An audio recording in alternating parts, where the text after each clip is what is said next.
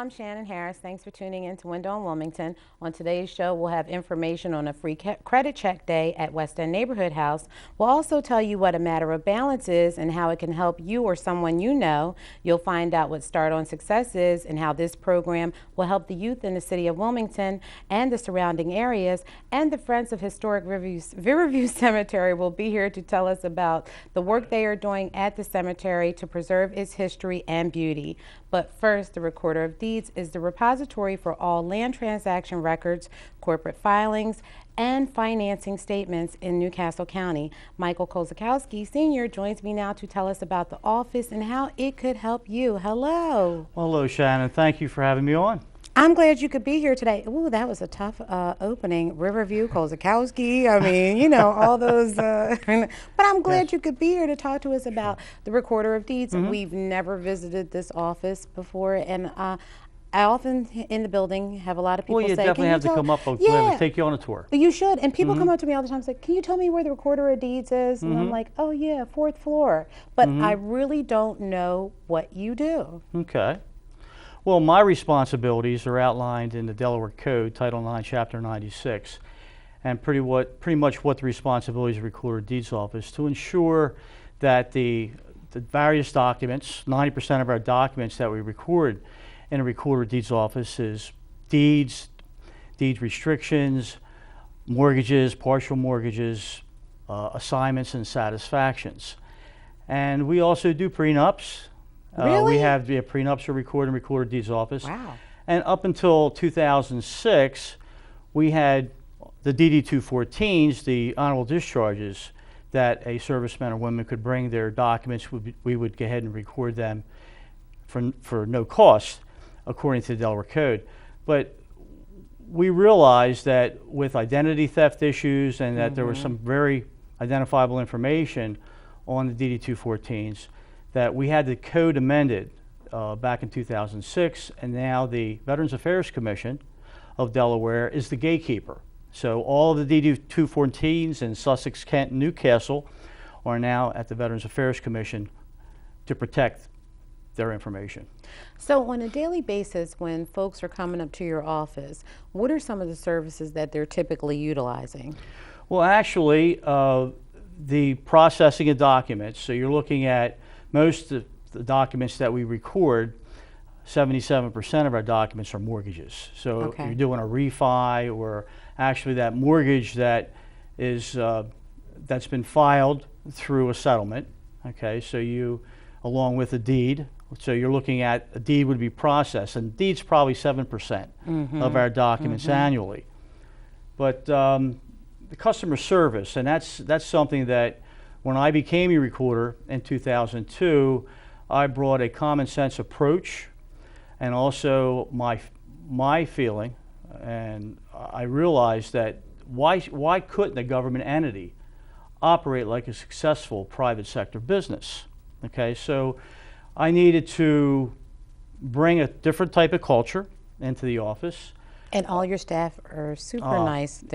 We do know a lot of them, and you have a great office. Well, and it made some differences, made some changes that the cooperational style management that we have, I know in General Motors they call it a team concept. We created an empowerment, continuous improvement matrix.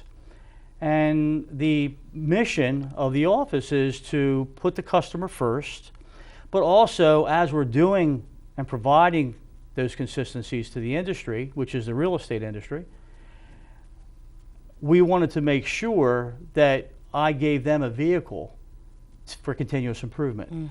So we started out in 2006 where my 4 sections, back then I had 5 sections, and we would meet monthly, and a supervisor from each section would pretty much chair the meeting. And of course, that was the paper trail that I needed. It's true empowerment when you give an employee an opportunity to think outside the box, to provide the senior staff with any suggestions or idea for improvement. And it's my senior staff's responsibility and I to make sure that we research, find out to see if their idea or suggestion is cost effective and if it is, to implement it. And I'm sure that must make it better for a person coming to your office to do business. Absolutely. And you would not believe the feedback that I get when I'm out in the public and the experiences that the public have in coming to the Recorder of Deeds office. Now, Mike, I want to make sure we get this in. So the Newcastle County Recorder of Deeds revenue versus expenditures. So this is 2007 to 2014, and we got some pretty high bars up there. Now, what does this mean? I know I'm jumping around, but I want to make sure we get a lot of this in. Of course, the black line, okay, is the actual revenue. All right, and as you can see, the 2007 black line is much higher because that was the high point of the economy. Right, okay. The real estate and the economy. And of course, as the numbers started to drop down, we see more foreclosures, and your sheriff's department handles your foreclosures. So as our revenue drops, the sheriff's revenue goes up. Okay. So during good times, Recorder of Deeds office revenue goes up. During bad times, it goes down. But the county looks at it as a balance because through good and bad times, it's pretty comparable. Now, you guys do something in your office too. For every deed that's filed, there's $1 that goes to a technology fund. Okay. I approached council back in 2005.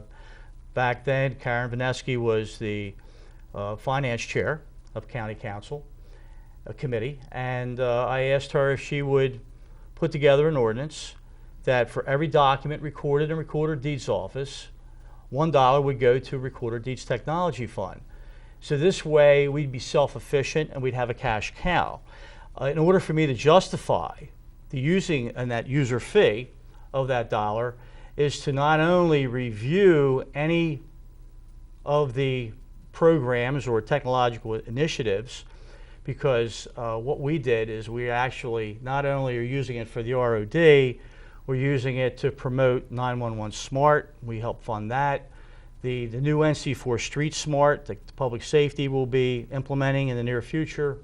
The NCC TV station, I help fund the audio video upgrades, $25,000 for their new equipment. And all of that came out of that $1. That $1 grew in 2005 to over $800,000 today. And I'm sure with the technology that you're able to add into your department, that just helps to improve your services even more. Absolutely. Absolutely. And of course, we have a webinar coming up tomorrow. My senior staff and I are going to be reviewing a platform by Socrata.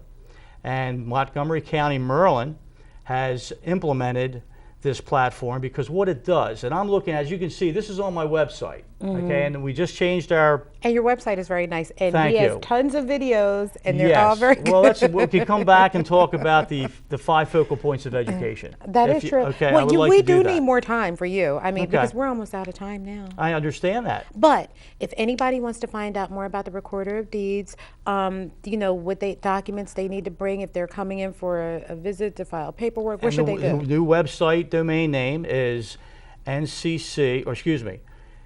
deeds.nccde.org. Okay. And if you want to do an imaging retrieval search for your document, it's deedsearch.nccde.org. We had a .com. We just launched a new platform. The county did with the new and improved website. And of course, we wanted to make sure we had uniformity with the .org. So we made all the necessary changes. We're going to have you back. Absolutely, because there's a lot more to talk about here in the revenue expenditure chart, but also we returned from 2002 through 2013 $1.1 million back to the general fund from monies that I didn't spend from those budgets. Love the Recorder of Deeds office. So it's all about customer service, continuous improvement, and fiscal responsibility. 3 things everybody wants to hear. There you go. Thank you so much for coming on. It was a great visit. Well, thank you very much, and I'll be glad to do it again. And we're going to have you back. I'm going to hold you to that. All right. All right. Thank you. Next up, free credit help at West End Neighborhood House when we return.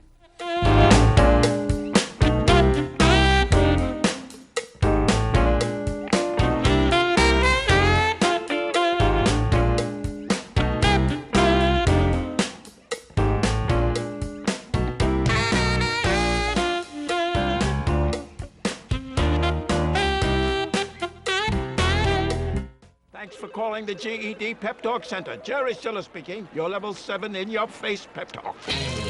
I can keep pushing. Believe me, I'm good at it. Once you've got your GED diploma, you'll feel so good about yourself. You tell him. Mr. Trejo, can I transfer this guy to you? He needs something a little more Persuasive. Yes. Whatever motivation you need, we've got a pep talk for you. Get your GED pep talk and find free classes at yourged.org. Today, school kids rely on the internet for so many things: homework, math, research. But what about kids who don't have internet at home? Hello, I'm Theo Gregory, Wilmington City Council President. The internet is essential, as many as 80% of low-income families do not have access at home, including many right here in Wilmington. So help bridge this gap by supporting local broadband adoption programs. Let's get more students and families connected to the power of the internet.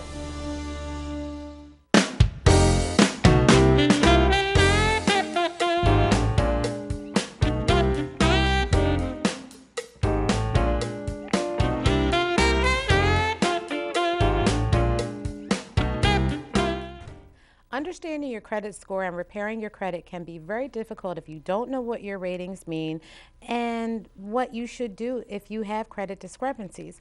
West End Neighborhood House is here to help you with your credit questions. Barbara Reed, I'm going to call you the credit queen. Yeah, you are. And Janet Green, a successful customer, are here to tell us about West End's free credit day and how it can help you. And it helped Janet. It's helped a lot of people too, and we're having another free credit day. We're having that in June 4th, 10 a.m. to 3. And you know, one of the things we really want to get out to the community is that anybody can come in. There's no fee. There's no pre-registration. There's no income eligibility requirements. Come on into West End on that day between the hours of 10 and 3, and a credit staff will actually pull your tri-merged report, all 3 bureaus, with a score, and kind of talk to you for 10 or 15 minutes, you know, give you the tips and, you know, the overall, and then if you're interested, kind of schedule follow-up appointments with you to kind of walk you through the next steps, whether it be improving your credit, disputing some things that aren't correct on there, or where to go forward to reach your goals. Well, and Barbara, I got to admit, that's where I get confused at, because I got TransUnion 700, or, you know, whatever the next one, 800, and the next one 690 or whatever. I'm like, what does all that mean? You know, how do you, what's it average out to, you know? That's the important things that people need to learn, and they don't really, you know how to do. Not only do we realize we have different scores from different places and they're different numbers, but nobody really understands what makes up your credit score. And I think that's something that Janet has learned a lot in by participating in our programming. Well, Janet, I'm gonna tell you, I was miffed because I was like, okay, how's it so high on one and then the other one is not that great, or, you know, it just drives you nuts. Yeah, actually they helped me, the staff helped me a whole lot with just dissecting what each thing was and how certain credit bureaus will value certain things, other will value other things. So basically when they dissected everything, I was able to see what was causing it to go a little lower, you know, what I could do to make it a little bit higher, and just basically knowing what percentages when I'm spending. And were you shocked when you saw that, like the what makes it lower, you know? Just like, I really was shocked. Yeah. Because it was just little tiny things. If I could just tweak little things, it made such a big difference, and my score did escalate quickly.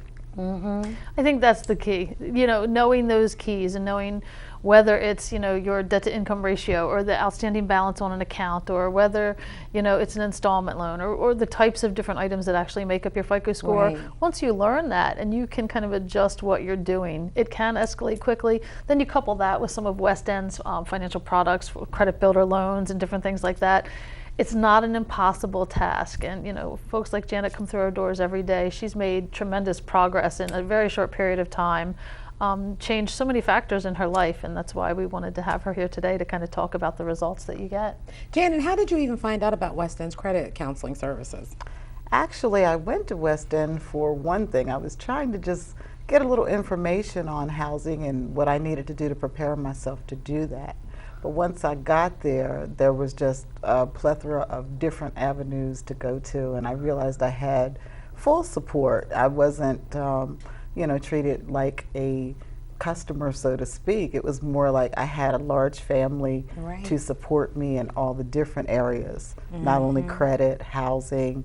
It was full circle for me. That's the approach of housing and financial management. Like, all of the programs, whether it's crisis alleviation to start out with emergency financial needs, or case management to kind of hold your hand as you go through the process, the credit builder loans, the housing assistance, HUD certified housing counseling, right to the certified financial coaching. That's what we're trying to do. We're trying to be that whole picture.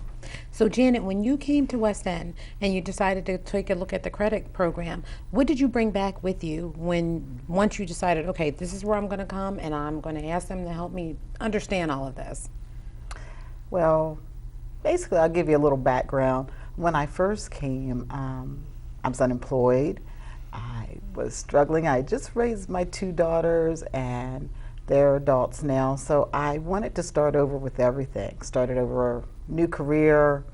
I wanted to go back to school. I had several goals set, and one of them was to go back to school, and they helped me with that as well. So there were so many things that I started out with. Since then, I've managed to complete my degree. I graduated last year with a behavioral science degree. Very good. I was able, Congratulations. thank you. I was able to get my credit score up by well over 100 points from when I started. And that's helped me a lot. It's given me a lot of opportunity, a lot of options. So, sometimes people say, money doesn't matter, but those are usually the people. Yeah, I don't know who that is. Matters to me. Janet's made great progress, like she said, from the single struggling mom, who just had a dream, and now she holds her master's degree and she's well on the road to home ownership. It's been a long road. She's worked for it. There's nothing that we did that she couldn't have done on her own. But just that support. But just having the support, Right. I think having it all in one spot, because the services are so diverse, we get her there quicker. I wanted to ask you, Barbara, why work with HFM staff if you can kind of go it alone? Well, I'll give you my perspective, and then we'll hear Janet's, I hope. I think, like we just talked about, you can go it alone. It's going to take you a lot of time to just start figuring out where to start. Where the staff who are skilled in these areas know where to begin, have a little extra, supplies in their toolboxes, and can point you in the direction a lot faster and really educate you much quicker than you can educate yourself. So I think we can help get the job done. It's like your own team kind of rooting for you. Right, right.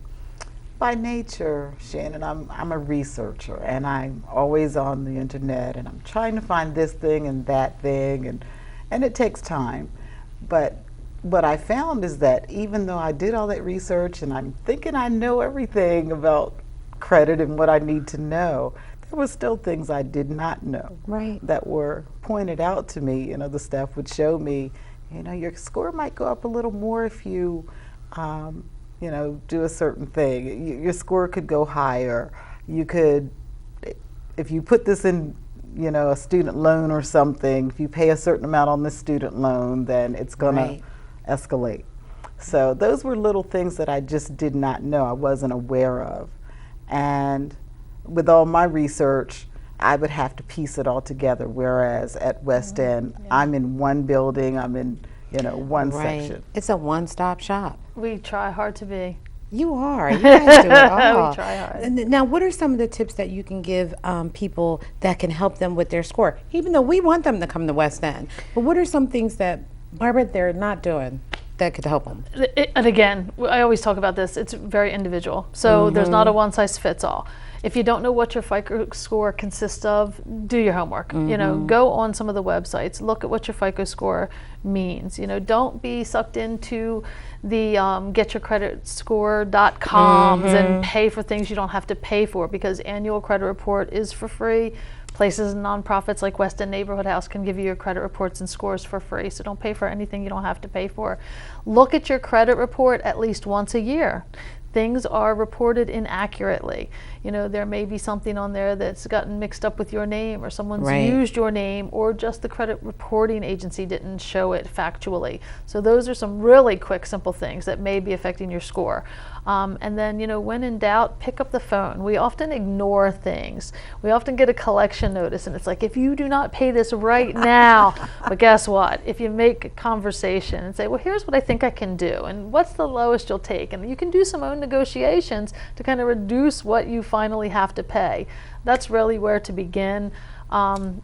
It never hurts to reach out to somebody. It's like changing your oil. You can probably change your oil, but you know, if you really want to know, if you really want to know what's best, go to somebody who does. I do know how to change oil. I never said I didn't do it. I said I know how to change it. I've seen it done. He's always looking at me. And let's be honest there, Barbara. Tell folks, and if you're maxed out on all of your credit cards, it's over. It's over. Yeah, and that has a lot to do with it. You know, how much flexibility you have in your spending power. So if you're reaching your maximum limits instead of your 50%, you know, availability.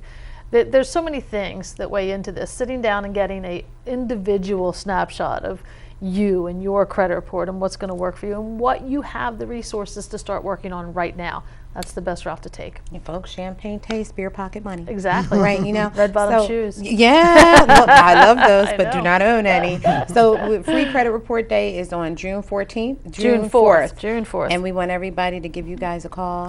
Just come on in. Okay. Show up at West End. June 4th for free credit. Absolutely. And you might run into Janet. You might run into Janet. All right. Well, I'm so glad that you guys could be here. Before we go, Barbara, throw out your website in case anybody wants to just absolutely, see what absolutely. www.westendnh.org. Okay. All right.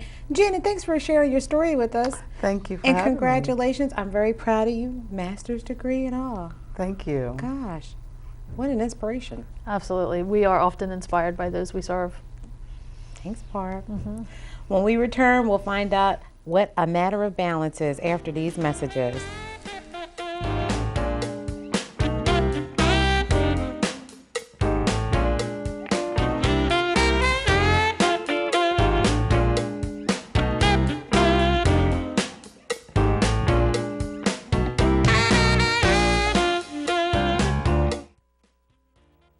We are your Wilmington City Council, and we're also your neighbors. We're asking you to let us know about your community events, achievements, concerns, and issues. That's why we created a special email address that will connect you to all of us in City Council. Drop us an email about things going on in your neighborhood with Community Events 22 at wilmingtonde.gov. That's Community Events 22 at wilmingtonde.gov. You wanted to be a teacher when you were little, but things changed. Teaching didn't seem that cool anymore. So you decided to become something else. But what would your 12-year-old self say? Amazing things are happening in teaching, so it's time to put it back on your list. Don't try to convince yourself otherwise. You had it right the first time.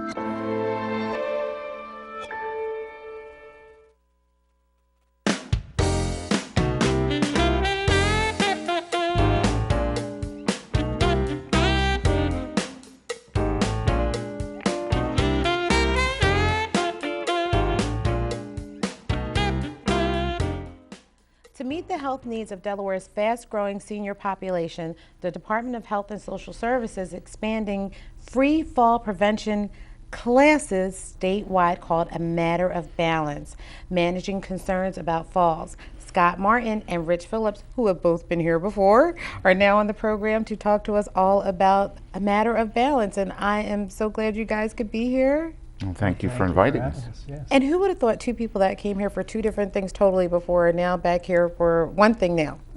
Well, we're very versatile. You guys are. We're also volunteers. We do volunteering for a number of different organizations, so we get around. Yeah, I'm so glad you could be here today and to talk to us about A Matter of Balance, which is really important. Yes. It's become a real issue over the last several years, which is why this program was set up, that there are a lot of older, mature adults that are falling, and a lot of the medical companies actually see this as a problem, and Maine Health started the program that we're dealing with. It's in 38 states within the United States. And the important thing to remember too is a lot of these falls are really preventable. And that's what we try to discuss in our program. So you say a lot of the falls are preventable, Rich. I mean, what do you, I guess, I don't know, is a fall preventable? You know, I told you the other day, I was sitting in a chair, it was missing a wheel, I almost fell. I mean, but I caught myself. They're preventable in the sense that, you know, a lot of, at least from the folks that have evaluated the programs that have gone through our programs, they have talked about, they're a lot more cognizant of what's around them. Like in your case with the chair with the wheel, I mean, that could have been prevented had you known that the wheel on the chair was not. You know, and I'm wondering if somebody in here knew that chair was missing a wheel. I mean, listen, fellas. Yeah, I think it was, you know, and everybody's just kind of like, yeah. Right. So, okay, so I get it. So now, what about the statistics on falls? What are they? We're seeing a lot of falls? Yes, and it happens more with, let's say, men than it does with women. Obviously, you hear about a lot of folks who have injuries with the spine, with the hips, things like that, and it's usually because of the falls. The injuries are more severe, I think, with men, according to the statistics. But yeah, you know, people of all ages fall, but it is a leading cause of injury and death for older adults, and our program is geared toward older adults. Okay. Matter of Balance is really a 8-month program where we meet for a 2-hour class each week. I'm sorry, not 8-month, 8-week class. And during that class, we have 3 goals. The first is really to help prevent falls. The second is to decrease the fear of falling, which can be just as devastating to somebody as a fall itself. And then the third thing is to increase people's activity levels. A lot of times when somebody has a problem with their balance and maybe they've had a fall and it scared them, they think, well, if I stay at home, if I don't go out and to do things that put me at risk for falling, just stay at home, then I'll be okay. Well, the reality is that most falls actually happen in the house. So you staying at home, playing it safe, actually in the long run makes a fall more likely to happen because you lose skills. Right. You lose the skills of confidence, you lose skills of leg strength, balance and coordination, overall endurance, flexibility. Inactivity is not your friend if you have a problem with falling. I'm glad you said that. Yeah. I'm glad you said that. That's important. Now, you are going to show us the proper way to get up from a fall, right? Yes, I can do that. All right. And that's important, Shannon, because, you know, if you get up from a fall the wrong way, it can put you at risk for further injuring yourself if you are injured. Okay. So this is a very important thing. Now, I think first thing we want to say is that everybody should talk to their doctors about how to get up from a fall. But we will show some just basic tips that well, might be helpful. All right, Paul, bring his chair in. Let's go wide. I'm going to get your mic. I might want to fall too. Well, not want to, but I might want you to show me the proper way to get up too. Do you want to fall, and I'll tell you what to do? Okay, I'll fall. Just sit down on the ground. Sit on the ground now? Okay. All right, I got my mic on. Okay, let me take it off. Let me see. Can I hold it in my hand? I'll try. Okay. All right, so you want me to sit on the ground? Whoa, did you hear me? My bones cracking? My God.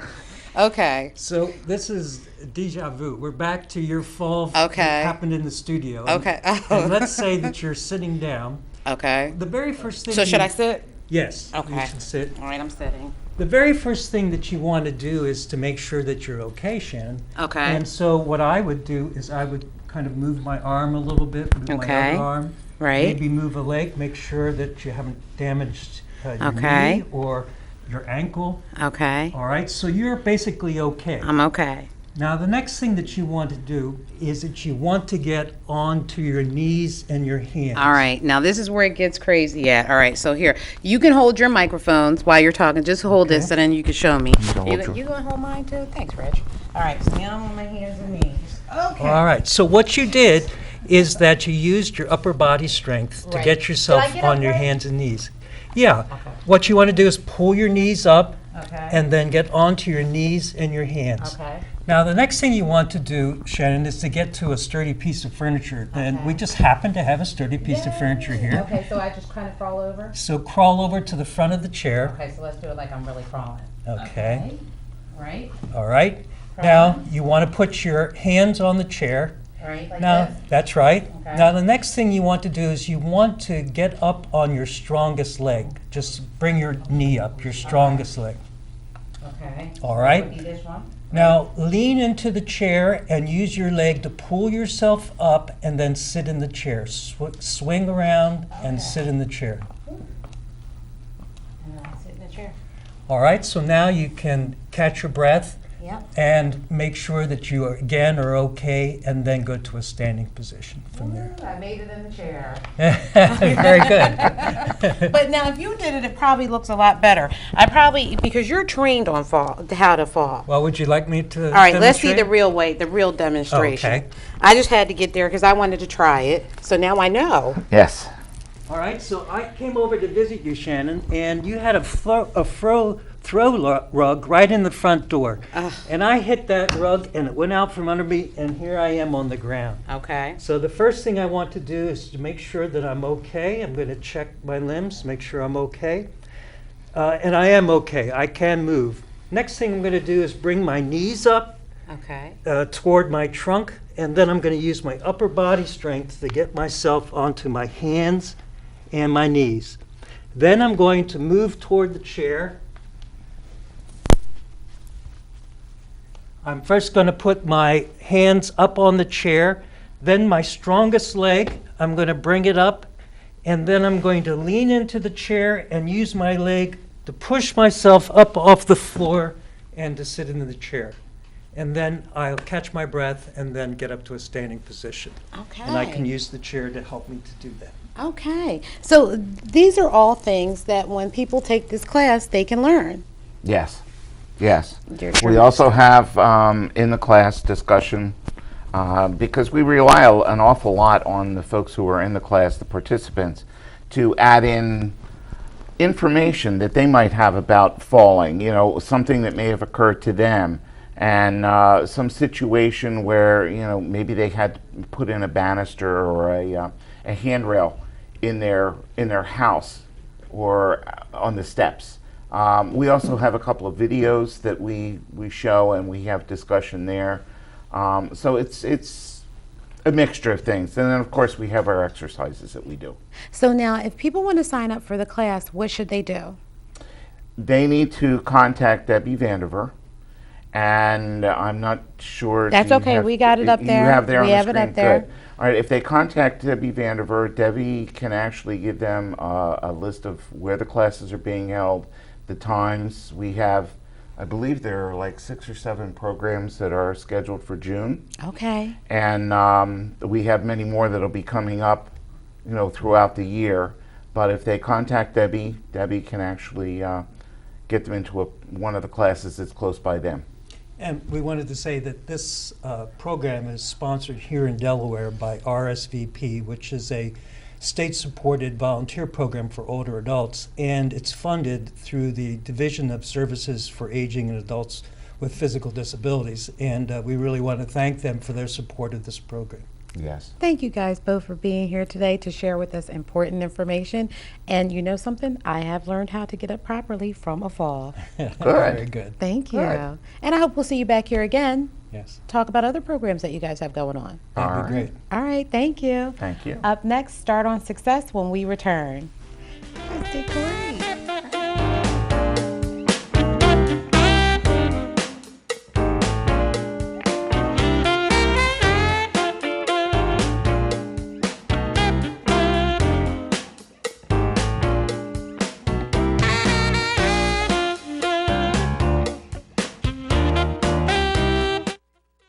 I grew up in the housing projects of Cleveland. I didn't even know that life could be any better than it was. Education for me has been a way to get away from the agony of what was normal life. I want to be able to impact the community, not just look back on where I came from, but to reach back to where I came from and pull some people up with me. My name is David, and I am your dividend.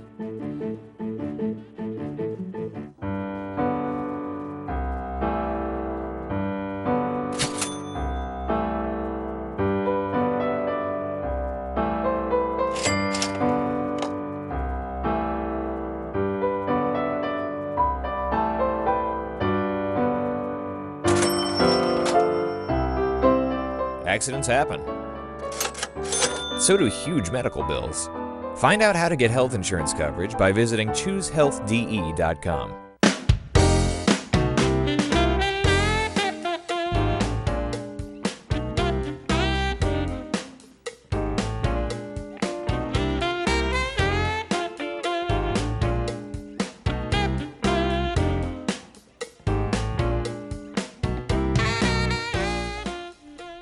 The Start on Success program, or SOS as it is called, has an outstanding success rate of preparing youth with disabilities for post-secondary education and or competitive employment. The program has achieved a 95% placement rate for those who graduate. Mary Manzoni and Sierra Hall are now to tell us what SOS program is doing right here in Wilmington.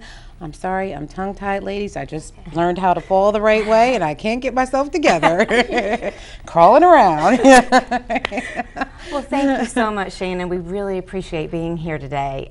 Start on Success is a workforce development program for high school seniors. We work with youth that are in their second semester that are getting ready to graduate from high school, and they have to have a disability, a documented disability. SOS is part of a nonprofit that's based in Baltimore, Maryland. We actually have been running the SOS program in Baltimore for 17 years, and it really incorporates working with some business partners that provide internship opportunities. Well, Mary, now you said a documented disability. So what would a documented disability be for a high school kid? It could be attention deficit, Okay. It could be bipolar. We're predominantly working with youth that have emotional disabilities, and we partner with the Division of Vocational Rehabilitation and the State Department of Education in Delaware to help fund the program. So Sierra, who is from Wilmington, has actually been running the program here for us, and we just started this past January. So we're really excited about being here. Congratulations. Yeah, So now, what does this program mean for the students in Wilmington or surrounding Newcastle County area who have a documented disability? So what we're doing is we're helping these students learn employment development skills. So we are actually placing them into a 16-week paid internship. The internship is paid through the Department of Voc Rehabilitation Services, DVR for short, with the Department of Labor. Those students right now are interning with local YMCAs. So we're at the Central YMCA, the Western YMCA, and we have 14 students in the program. After they finish those 16-week courses, they are geared up to do employment development, those training classes that they're taking during that internship, and they're using their skills that they learn to actually apply for jobs, resume building, things of that nature. So with a student who's coming into the program, they look forward to that internship and those training classes, and then we gear them up for actually going out and finding community employment. Wow. Now, Mary, that sounds like a great program. Let me ask you, without this program in place, where would it leave these kids? That's a great question. We actually call the program it serves gap kids. So these are kids that would typically fall through the cracks. So they're kids with a documented disability, but they don't necessarily need long-term supports when they graduate. Okay. So we're really trying to give them a start on their success to employment. So we really want to instill some work values, work behavior, so that when they graduate and Sierra helps them get jobs, they're going to be successful. Now, some might go to college, but for the most part, the majority of the students that we work with, we help them obtain some jobs, a full-time job with benefits that can help them grow. So it's really been successful. We have about a 95% placement rate, and we're currently working in Baltimore City, which I said we're in our 17th year. We partner with Johns Hopkins Hospitals and the University of Maryland Medical System, St. Joseph Hospital, Carnegie Hospital. So we have hospitals that have been partnering with us for years and years that provide the internship opportunities, and they're paid internships. Which is important. Oh, yeah, for the students, we all want to get paid, but Yeah. we're pretty adamant that the internship is like a simulated work environment. Right. So they're working, they're getting paid an hourly rate, they're learning how to budget, they're learning how to open savings accounts, checking accounts, debit cards. So it's really had great success. We're very fortunate, again, that we've expanded the program into 5 different counties in Baltimore. And our corporate company, Humanum, is actually focused on workforce development. So we really focus on creating opportunity for those with barriers. So it's really about getting people back to work. And we actually have focused on creating some social enterprises. So we actually do a lot of different work, but it's all revolved around workforce development. What are some of the things that you do with the kids, you know, to help them instill these values that you speak of? Well, we are, alongside of the internship, there are actually 2 weeks training classes that the students are paid to come to. They're normally 3 hours a day, and we're having one-on-one. We're talking about what to do at work, we're managing those soft skills and fine-tuning those things that they already kind of know what to do, and then we're just adding on to it. So they have those training classes, and then they also have the one-on-one job coaching at the internship that just helps them to feel confident about themselves and to work in an environment where they understand what's going on and they don't have to have small time set aside. They can work and be helped at the same time. So. And it's really beneficial to the Y because, in my opinion, they're getting work that they don't have to pay for. Right. And really the Right, YMCA, right. yeah, they don't have to pay, and they have a body there that's helping them get Right. work done. The other thing that the Y's done is each student has a mentor. So they have somebody that is a YMCA staff that actually supports them like a supervisor and gives them feedback, gives them direction, gives them guidance. So again, it's a simulated work environment, paid work environment, so we can really instill these work values, work ethics that we all want of you know, stellar employees. I have to ask you this. Well, have you found any particular challenges since the program has started? And you know, what challenges did you face when you were coming into Wilmington? Oh, well, it was a new area for Right. us. Humanum's based out of Maryland. We're a Maryland-based company, and we were approached by the State Department of Education in Right. Delaware and DVR, who really had heard about our program at a conference. They approached us and said, we want the SOS program in Wilmington. So we were working closely with Andrea Guest with the Division of Rehab Services and her staff, Cynthia Farewell and Sandy Miller, and Dale Matusevich from the Department of Ed here to really craft a program that would be great and meet their needs. The challenge that we had was that we didn't have a staff, at least we thought, from Wilmington, and we needed a partner. We needed a business to be the internship site. Thankfully, Sierra, who has worked for Humanum for years and years, was working in our Columbia-based program, running our day program for adults with disabilities, was from Wilmington, heard about the opportunity in our company newsletter and applied internally, so the rest is history. So she got to move back to her hometown. She has connections in Wilmington, and I really thought that in order for us to be successful is we needed somebody from the community that lived here, knows the community. She graduated high school here. Howard High School. And went to college through the Bank of America, well, it's Bank of America now, was MBNA, paid for my college education. It's always been very important to me to come back home and work in this field because I love what I do. And so when the opportunity presented itself, I couldn't believe it myself. I'm like, what are you going to Wilmington? We need things like this here. So I am so excited to be helping the youth here in Wilmington. And it's, for me, the obstacles have been just getting people to understand what we're here for, making those connections, but it's all been fun. It's absolutely been fun. Well, ladies, we're out of time, but you're going to come back because since this is a new program, we have to explore different avenues in the program. But before we go, if anybody wants to find out about Start on Success, what should they do? contact Sierra Hall. Yeah, I'm here. And her email address is chall@humanum.com, and we'll leave business cards so you have the contact information. We have a website too. Humanum's website is www.humanum. It's HUMANIM. It's probably spelled right underneath it. .com.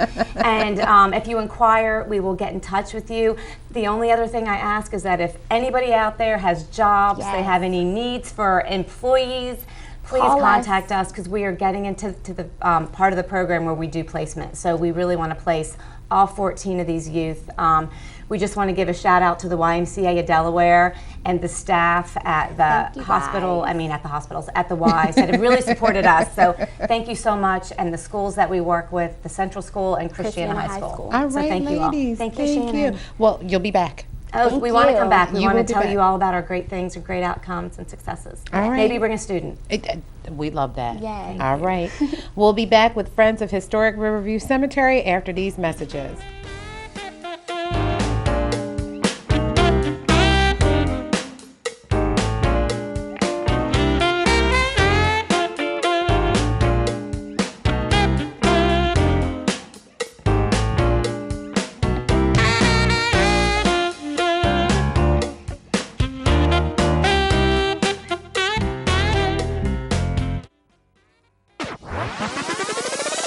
I want my Ed TV. I want my Ed TV.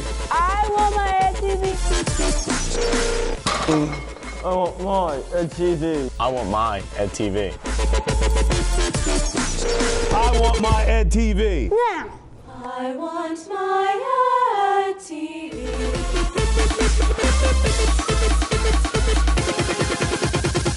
I want my Ed TV.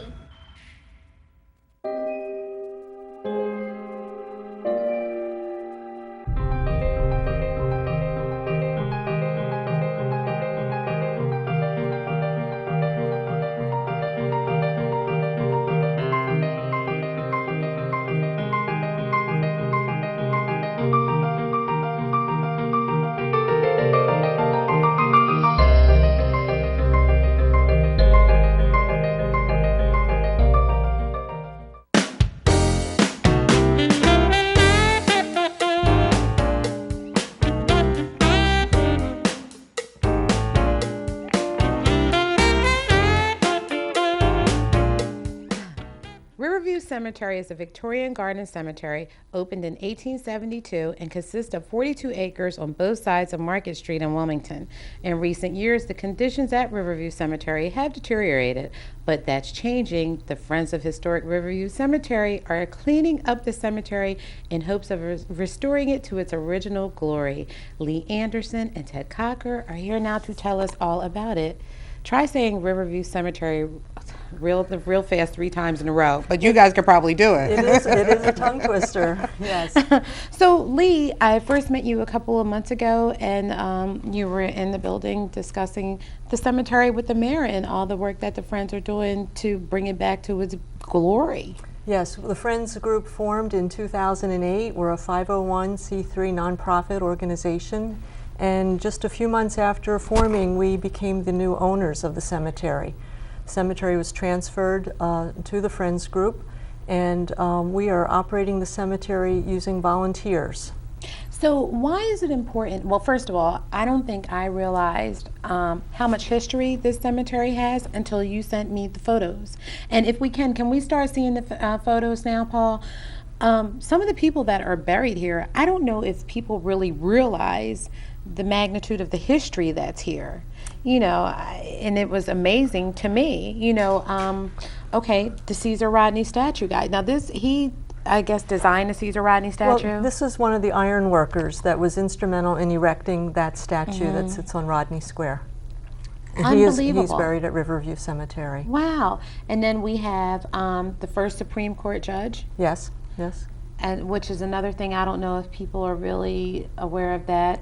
There are people of notoriety, and there's the common folk at Riverview. Right. 36,000 people are laid at rest at Riverview. Now, this guy I found particularly interesting. Dave, can we go back to the Rockford Tower guy? Yeah.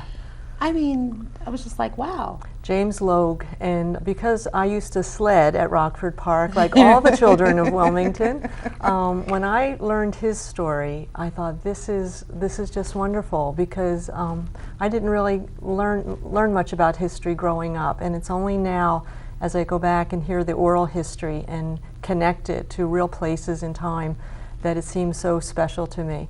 So he was the excavator that carried the rock, had the teams to carry the rock to build Rockford Tower.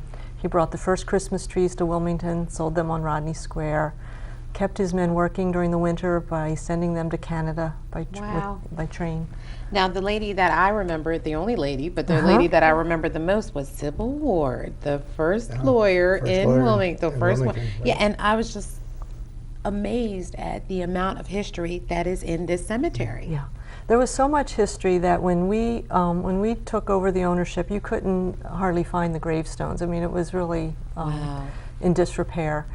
And we drove around the city and realized it was a diamond in the rough. And a group of our volunteers formed a historical committee and spent several years researching the beginnings of Riverview Cemetery. And the people that were instrumental in the city and the state and the county are there. There's over 19 nationalities. I just love it because everybody is welcome at Riverview. Wow, unbelievable. Why do you think the cemetery did fall into such disrepair with the amount of history that's there? It's possible that when the Oddfellows and Knights of Pythias owned it, they ran it as a business. But over time, I would suspect that the number of burials probably declined. And maybe they just weren't up to financially supporting it anymore. And they actually went bankrupt in the late 1990s. Now, how many veterans are buried at Riverview? And there's a Medal of Honor recipient there too, right? As of last count, which was yesterday, 921. You counted? Yeah, we actually did research on you can pretty much identify them by the military stones, first cut. Work with the VFW to find out if they have any records showing people who are buried there. And then a lot of the civilian stones actually have etchings on them that tell you that they're veterans. And I believe, so he has a veteran stone. Correct. Right, because this is what the marker would actually look like if you go to the There are different ones. That's a bronze marker, Mm-hmm. and there are granite markers. There are also, his is unique because he is a Civil War soldier and a Medal of Honor winner. It's a flat bronze marker. Most of the Civil War markers are upright granite or upright marble. Majority of them are marble.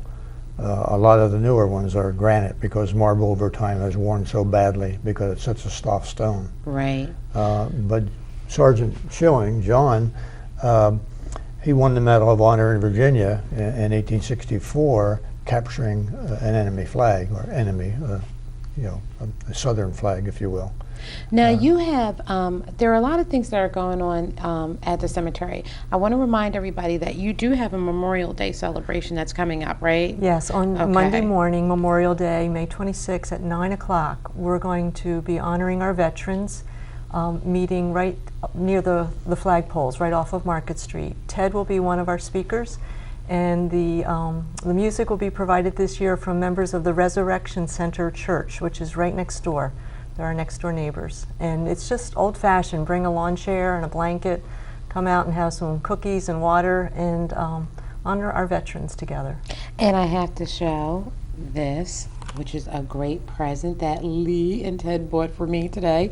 And now, but these stories are stories that people can hear about if they visit the cemetery. Yes, this book, when my father died in 1998, you could not see the gravestones, and many family members went out to cut the grass. And I became interested in who are these people, where are their loved ones, have they moved away? And so for 5 years I collected oral history, and people all over the country sent me their memories. So this book is a compilation of about 1,000 people buried at Riverview. But remember, there's 36,000. So we continue to hear stories every time we're out there and visitors are coming. We do genealogy lookups for people, and It's just been a real labor of love. It's been a fascinating journey, and we're so glad to be here today and just remind people that it's a treasure in your own neighborhood. 42 acres in the city that's being restored, and we're hoping that the community will also be healed in this restoration. So, Lee, before we go, if anybody wants to find out about the Friends of Riverview Cemetery, how to contact you, if they want to volunteer or donate funds, what should they do? They should go to the website, riverviewcem.com, to read about newsletters, upcoming events. You should send donations to our post office box, not our street address. Post office is 2173 Wilmington, Delaware, 19899. And you should come out on the second Saturday morning every month. June 14th is a family-friendly project. We'll be collecting 920 American flags.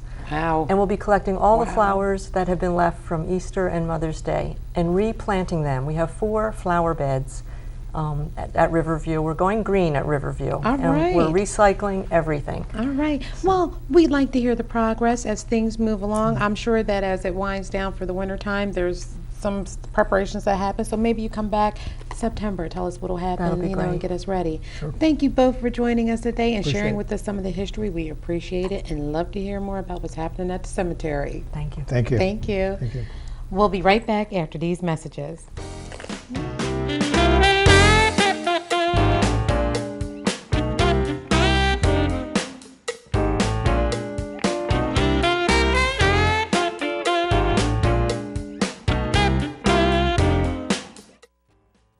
Child support clients, do you want your money faster?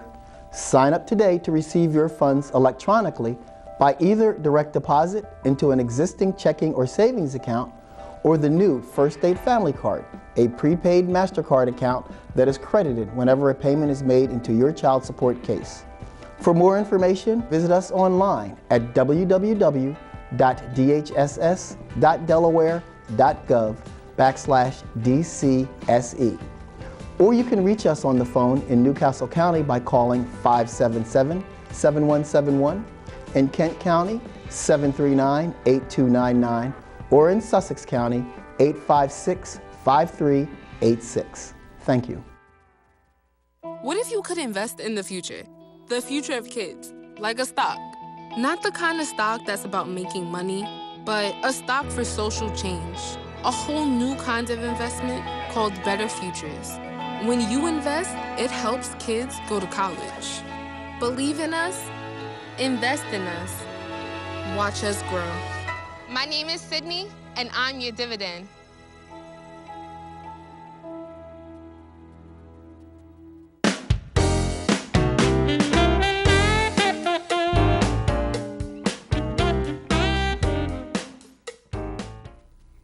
Well, I'd like to thank everyone who joined us on the show today, and I want to thank you all for tuning in. And for everyone here at WITN Channel 22, I'm Shannon Harris. We'll see you next time.